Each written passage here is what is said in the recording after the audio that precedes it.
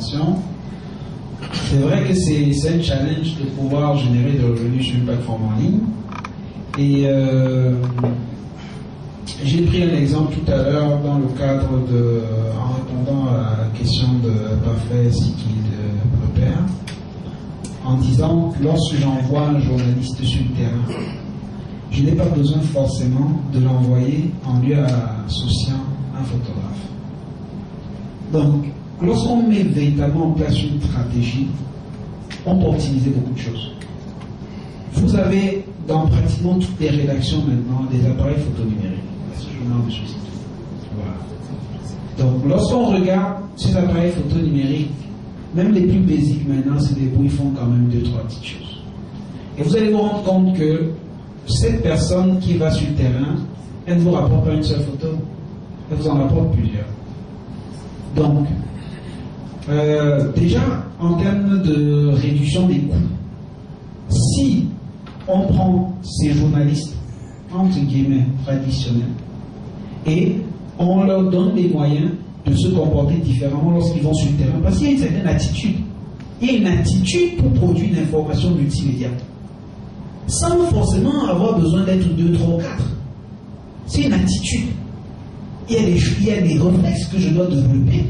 Si je sais que l'opération que je vais couvrir va être relayée sur le site en texte, en photo et en vidéo, vous êtes d'accord avec moi, le même journaliste que vous envoyez, il est capable de le faire.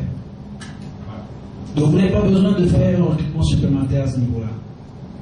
Maintenant, en termes de rentabilité, je vais vous prendre toujours le cas du fait d'avoir un journal en ligne. Si vous contentez d'avoir un journal en ligne qui est une image intégrale de votre journal papier, vous n'allez pas faire du revenu, vous réduisez vos chances de faire du revenu. Parce qu'il y a plusieurs moyens de faire du revenu. Vous pouvez faire du revenu avec l'audience, ça c'est un moyen. Parce que vous venez voir un annonceur, il dit ok, moi je vais atteindre tel site et j'aimerais communiquer pendant 1 mois pour atteindre ma cible. Si vous avez un simple site qui n'a pas des outils de profiling, si vous avez un simple site qui n'essaie pas de collecter de l'information de façon un peu subtile, c'est ce que nous on a fait sur Boablog. On a collecté énormément d'informations sur les gens qui viennent sur nos plateformes. Donc, vous venez dessus, vous allez voir quelque part Join Us. Beaucoup de gens disent, oh tiens, c'est génial, mon quartier et tout, ils sont renseignés, ok, moi je suis ici, ça. Ça nous permet, ça ne veut pas dire qu'on exploite l'abusement de l'information, c'est pas ce que je dis.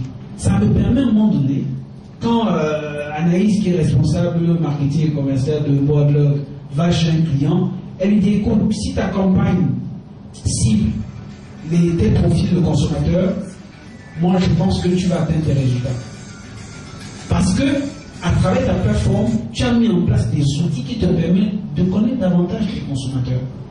Donc si tu viens juste voir un client en disant, oh, moi je suis sur Internet, je fais 100 000 visiteurs par jour, je fais ci, je fais ça, il va dire, 2 personnes m'ont dit ça.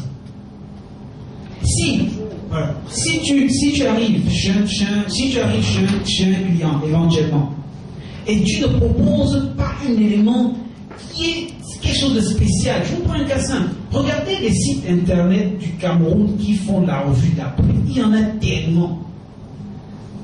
Il y en a tellement. Aucun d'entre eux ne s'est assis et définir un nouveau modèle. Donc ce qui fait que si vous avez un annonceur qui traditionnellement travaille avec l'un d'entre eux, vous débarquez, il y a plus de chance qu'avec vous. Parce que ne apporte aucun élément de valeur ajoutée. Les gens ont été surpris de se dire, écoute, ces gens-ci, ils sortent après quelques mois, paf, ils ont Orange, paf, ils ont musique, paf, ils ont ceci. Parce qu'on a dit, on est venu voir les annonceurs, on a dit, écoutez, les Camerounais sont de plus en plus attachés à l'information de proximité. Ils veulent savoir, ils sont fatigués de l'opération épervier, ils veulent savoir ce qui s'est passé au Carrefour hier, parce que bon, à un moment, il faut aussi se détendre, il faut avoir une info un peu décalée et tout. Et ah ouais, c'est vrai, moi-même je suis comme ça. Ah bon, donc je veux savoir ce qui s'est passé dans mon quartier. Ah tiens, lui-même, il se dit, ah tiens, cette information peut m'intéresser. Mais si tu viens sans avoir un concept, une idée, c'est parce que les gens ne font plus beaucoup d'efforts, tout le monde dit la même chose. On arrive le matin, tous les les sites là, ils disent la même chose. Donc le bonhomme, quand il est fidélisé avec quelqu'un, sur une de ces plateformes, il va pas chez les autres. Donc on va arrêter, si vous permettez, si vous comprenez la pause café là. Et après, on va enchaîner avec le deuxième module. Donc, je vous remercie beaucoup pour votre collaboration, votre contribution et merci.